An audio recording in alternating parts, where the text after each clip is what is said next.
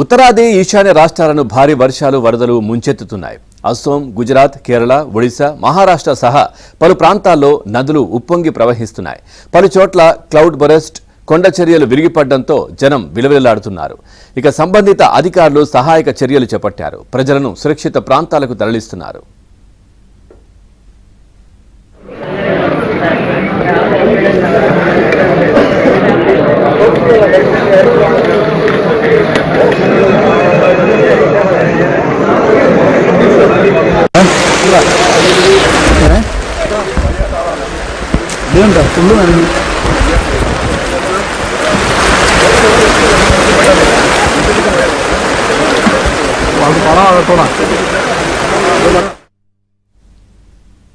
అస్సాంలో ఎడతెరిపి లేకుండా కురుస్తున్న వర్షాలు, వరదలతో పలు జిల్లాలు తీవ్రంగా ధ్వంసమయ్యాయి.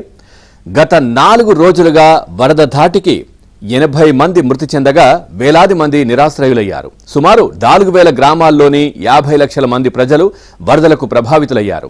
వరద బాధిత జిల్లాల్లో చాలా ప్రాంతాలు ఇంకా నీట మునిగే ఉన్నాయి.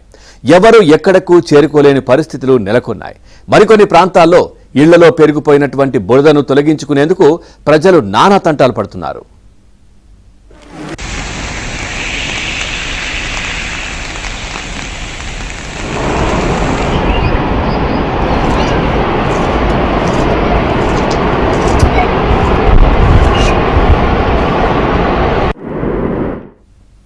కేరళ వ్యాప్తంగా కురిసిన కుండపోత వర్షాలు తీవ్ర విషాదాన్ని నింపాయి.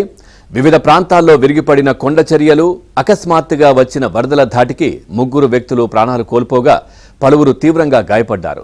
ముఖ్యంగా ఇడుక్కి, కొట్టాయం జిల్లాలు వర్షాల ధాటికి తీవ్రంగా దెబ్బతిన్నాయి. నివాస గృహాలు ధ్వంసం కావడం, రోడ్లపైకి భారీగా వరద నీరు చేరుకోవడంతో అధికారులు పలు ప్రాంతాల్లోని ప్రజలను సురక్షిత ప్రాంతాలకు తరలించారు.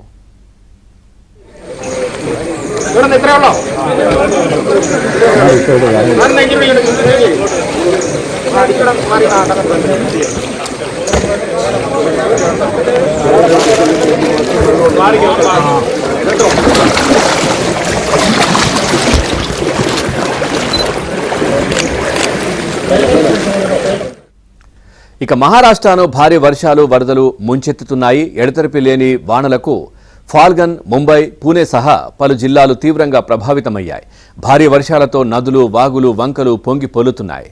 ఇక జల్గావ్ జిల్లాలో కురిసినటువంటి వానలకు అంజనీ నదికి వరద నీరు పోటెత్తింది.